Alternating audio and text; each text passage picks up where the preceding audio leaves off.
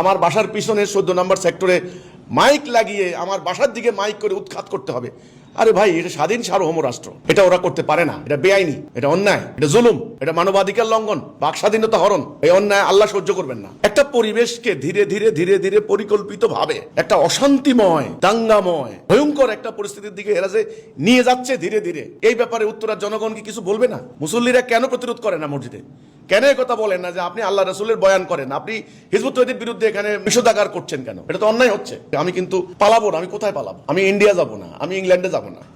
আমার প্রিয় জন্মভূমি বাংলাদেশ। পালানোর জন্য 71 সালে এদের স্বাধীন হয় না। আমি কিন্তু পালাবো না। তাহলে আমি মরলে মরছি, আমার আত্মরক্ষার অধিকার, আমার ধর্ম বিশ্বাস, আমার জান প্রাণ দিয়ে আমি চেষ্টা করবো আমার সম্পদ, আমার লোকদের জান প্রাণ রক্ষা করতে। হিজবুত তওহীদের একেবারে উড়াই দিবেন, এটা অহংকার। এত হাজার হাজার মানুষকে আপনি কোথায় উড়াই দিবেন? আমরা দেখতে পাচ্ছি যে উত্তরাকে কেন্দ্র করে, উত্তরাকে টার্গেট করে একটা কওমি মাদ্রাসা কেন্দ্রিক একটা গ্রুপ, একটা গোষ্ঠী, এটা কিন্তু আদা জল খেয়ে নেমেছে, এটা উঠে পড়ে লেগেছে। এরা গত কয়েক দশকে নানান কায়দা বিভিন্ন মসজিদ তারা দখল করেছে। বিভিন্ন জায়গায় তারা মসজিদের ইমামতির দায়িত্ব পালন করে। সব মসজিদ না, কিছু কিছু মসজিদে। এখন তারা, আমরা দেখতে পাচ্ছি যে এখানে তারা আমাদের নামে মিথ্যা হ্যান্ডবিল রচনা করছে, যেটা আমরা বলি নাই, যেটা আমাদের বক্তব্য নয়, সেটা বানিয়ে বানিয়ে তারা অপপ্রচার চালাচ্ছে। নাম্বার 1। নাম্বার 2, এই মসজিদে মানুষ জুমার নামাজ পড়তে আসে, মুসল্লিরা, এখানে তারা পালা করে বয়ান করছেন। আরে ভাই, জুমার দিনে মানুষ কোরআন হাদিসের বয়ান শুনবে, আল্লাহ রাসূলের কথা শুনবে। আপনারা জুমার দিনে দাঁড়াইয়া মিম্বরের মধ্যে হিজবুত তওহীদের বিরুদ্ধে বয়ান করা শুরু করে দিয়েছেন। তো হিজবুত তওহীদের বিরুদ্ধে এটার উদ্দেশ্য কি? উদ্দেশ্য হলো একটা অরাজকতা সৃষ্টি করা, একটা মব সৃষ্টি করে উত্তরা আমাদের বাড়ি, আমার বাড়ি, এখানে আমাদের অফিস কার্যক্রম চলছে, এটা সবাই জানে। উত্তরা তো আমাদের কার্যক্রম নতুন না, আমাদের লক্ষ লক্ষ পত্রিকা, আমরা প্রতিনিয়ত উত্তরার প্রতিটা ব্যবসায়ী জানে, প্রতিটা বাড়িওয়ালার কাছে আমাদের পত্রিকা আছে, হাজার হাজার বই। উত্তরা আমাদের জামাত হয়, ঈদের জামাত। আমি এদেশের একজন আইন মান্যকারী নাগরিক। আমার বাক স্বাধীনতা, আমার মানবাধিকার বলতে একটা কথা আছে, কথা বলার অধিকার, সংগঠন করার অধিকার। তো আপনারা মিথ্যা কথা বলে মসজিদের মতো জায়গায় ব্যবহার করবেন, এটা আমি মনে করি অন্যায় হচ্ছে। ধর্মপ্রাণ মানুষের ইমানকে ভুল খাতে প্রবাহিত করা হচ্ছে, মানুষকে বিভ্রান্ত করা হচ্ছে। এরা যদি একটা ঘটনা ঘটাই দিতে পারে, এখানে আমার এলাকা 2016 সালে তারা এই ধরনের মিথ্যাচার করে হামলা করে 2 জন সদস্যকে হত্যা করেছে, জবাই করেছে, আমার বাড়িঘর আগুন দিয়ে জ্বালিয়ে দিয়েছে এই ধর্ম ব্যবসায়ী গোষ্ঠীটি। ফলাফল কি হয়েছে? গত আপনার আওয়ামী লীগ সরকারের টাইমে মামলা হয়েছে, মামলায় শত শত লোককে আসামি করেছে, এর মধ্যে বিএনপি জামাতের লোকদেরকে টার্গেট করে আসামি করেছে। আমরা কিন্তু বিচার পাইনি। আমাদের বাড়িঘর ধ্বংস হলো, 2 জন সদস্য খুন হলো, আহত হলো, রক্তাক্ত হলো, বিচার কিন্তু আমরা পাইনি। মাঝখানে আওয়ামী লীগ সুবিধা নিয়েছে, ওই যে মানে ওই সময়ের বিরোধী দলকে মামলা দিয়ে ফাঁসিয়েছে। এখন এই ধরনের একটা প্ল্যান, এই ধরনের একটা অরাজকতা উত্তরায় হচ্ছে। এটা কোন অরাজকতা? এটা তো কোনো কথা হইতে পারে না। এই যে আপনার উত্তরার মানুষ বলুক, এলাকার মানুষ বলুক, আমাদের দ্বারা কোনো অসামাজিক কার্যকলাপ, শান্তি ভঙ্গের কোনো কাজ, আমরা কোনো রাষ্ট্রবিরোধী, সমাজ বিরোধী কোনো কাজ আছে আমাদের? নেই। আমাদের যে সমস্ত হিজবুত তওহীদের সদস্যরা আছেন, সেখানে তাদের কার্যকলাপ কি সবাই তো দেখে। তাহলে এই যে মিথ্যাচারগুলি, কাফের, মুরতাদ, এদেরকে প্রতিরোধ করতে হবে।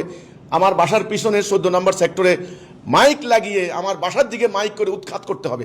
আরে ভাই, এটা স্বাধীন সার্বভৌম রাষ্ট্র, এটা ওরা করতে পারে না। এটা বেআইনি, এটা অন্যায়, এটা জুলুম, এটা মানবাধিকার লঙ্ঘন, বাক স্বাধীনতা হরণ। এই অন্যায় আল্লাহ সহ্য করবেন না। আমি এই ক্ষেত্রে উত্তরার জনগণকে বলবো, উত্তরার আপনারা যারা অনেকে চাকরি করেন, ব্যবসা করেন, অবসরপ্রাপ্ত বা সরকারি এখন বর্তমান কর্মকর্তা আছেন, বিভিন্ন বাড়িওয়ালা আছেন, আল্লাহ আপনাদেরকে বিবেক দিয়েছেন, আপনারা বিভিন্ন মাদ্রাসার বাড়ি ভাড়া দিয়েছেন। আমার বাড়িতে যদি হামলা করে, আমার অফিসে যদি আক্রমণ চালায়, মিথ্যা কথা বলে, গুজব রটনা করে, ধর্মপ্রাণ মানুষের ইমানি চেতনাকে মানে ভুল খাতে প্রবাহিত করে দিয়ে যদি একটা মব সৃষ্টি করে, তাহলে এই ব্যাপারটাকে উত্তরের সাধারণ জনগণ কি তারা নেবে না? তারা কি প্রতিরোধ করবে না? 2020 সালে আমি এখানে সম্মেলনের ডাক দিয়েছিলাম, আমাদের সম্মেলন, আমাদের রজত জয়ন্তী। তো এটা বাংলাদেশ সরকার আমাকে অনুমতি দিয়েছে। এরা আমার সম্মেলনের আগত সদস্যদের গাড়িতে হামলা চালিয়েছে, সেখানে তারা মারামারি করার জন্য বিরাট আয়োজন করেছে। আমি কিন্তু ধৈর্য ধারণ করেছি, আমার কোটি কোটি টাকার ক্ষতি হয়েছে, আমি ধৈর্য ধারণ করে স্থগিত করেছি। আমরা বলেছি আমরা মারামারি করবো না। মারামারি করলে কি হবে? এলাকার পরিস্থিতি কেমন হবে? তাহলে এই যে একটা শান্তিপূর্ণ, একটা স্থিতিশীল একটা পরিবেশকে ধীরে ধীরে ধীরে ধীরে পরিকল্পিত ভাবে একটা অশান্তিময়, দাঙ্গাময়, ভয়ঙ্কর একটা পরিস্থিতির দিকে এরা যে নিয়ে যাচ্ছে ধীরে ধীরে, এই ব্যাপারে উত্তরার জনগণ কি কিছু বলবে না? মুসল্লিরা কেন প্রতিরোধ করে না মসজিদে? কেন কথা বলেন না যে আপনি আল্লাহ রাসূলের বয়ান করেন, আপনি হিজবুত তওহীদের বিরুদ্ধে এখানে নিষেধাজ্ঞা করছেন কেন? এটা তো অন্যায় হচ্ছে। তো এই জন্য আমি বলি যে উত্তরার সাধারণ জনগণ যারা আছেন, আপনারা ধর্মপ্রাণ মুসল্লিরা আছেন, আমি জানি আপনাদের সামনে আমার বিরুদ্ধে প্রচণ্ড মিথ্যাচার করা হচ্ছে। আমরা আল্লাহ রাসূলের ইসলাম নিয়ে দাঁড়িয়েছি। আপনি প্রশ্ন করতে পারেন এই হুজুরগুলা আমাদের বিরুদ্ধে খেপলো কেন? আপনি বলতে পারেন। আমি সোজা বলে দিই, আপনি এবার হয়তো সামনে প্রমাণ পাবেন। আমরা বলেছি ধর্মের নামে কোনো বিনিময় নেওয়া চলে না, দ্বীনের নামে কোনো ব্যবসা চলবে না। আল্লাহ রাব্বুল আলামিন দ্বীন পাঠিয়েছেন রসুলের উপরে, রসুল সংগ্রাম করে কষ্ট করে দ্বীনটা কায়েম করেছেন। এটার বিনিময়ে কোনো স্বার্থ নেওয়া চলে না, টাকা কামাই করা চলে না। আপনি দ্বীনের কাজ করবেন, দ্বীনের বয়ান দিবেন নিঃস্বার্থভাবে, এটা সব নেবেন আপনি আল্লাহর কাছ থেকে। টাকা নিলে এটা নাজায়েজ হয়ে যাবে। আমরা এই কথাটা বলেছি যে দ্বীনের বিনিময়ে নেওয়া জায়েজ নাই। এই কথাটা বললাম কেন? তাদের মাথায় আগুন ধরে গেছে। তারা এখন মিথ্যা, আমাদের ঈমান নষ্ট হয়ে গেছে, আমরা কাফের, আমরা নাস্তিক, আমাদের বইয়ে কোন কোন কথা। তো বইগুলি জনগণকে দিয়ে দেন না, জনগণ পড়ুক না, বই পড়ুক। আমি তো দেখলাম না আজ পর্যন্ত আমাদের কোনো বই পড়ে, সত্যিকার অর্থে বই পড়ে আমাদের বিরুদ্ধে কোনো লোক উত্তেজিত হয়েছে, এটা আমি দেখলাম না। তো বইটা পড়তে দেন। একটা 20 পৃষ্ঠার বই, একটা 50 পৃষ্ঠার 100 পৃষ্ঠার বই আপনি 1 শব্দ 2 শব্দ দিয়ে মিথ্যাচার করবেন, এটা তো পূর্ণ বক্তব্য উঠে আসে না। এটা তো উদ্দেশ্যমূলকভাবে বিভ্রান্ত করা হচ্ছে। যে জনগণকে বলা হচ্ছে হিজবুত তৌহিদ মানুষের ঈমান নষ্ট করতে দাঁড়াইছে, এদেরকে উৎখাত করতে হবে। এটা তো ভাই মিথ্যা কথা। এই অরাজকতা বন্ধ হোক।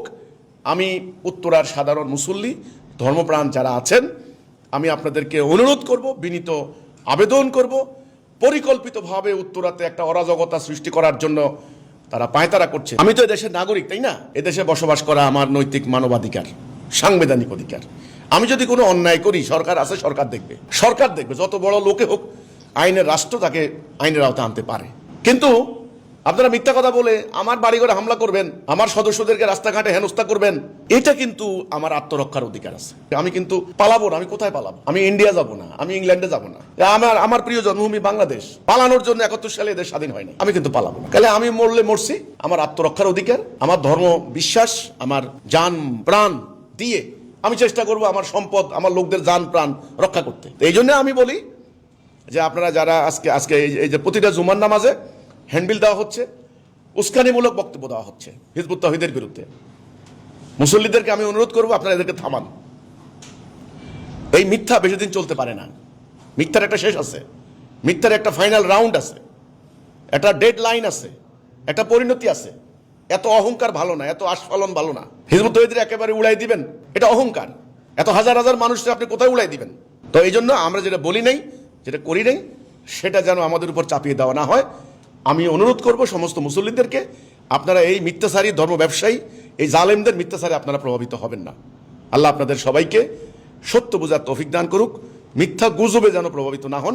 আমি সেজন্য আপনাদেরকে স্বনির্বন্ধ অনুরোধ করছি।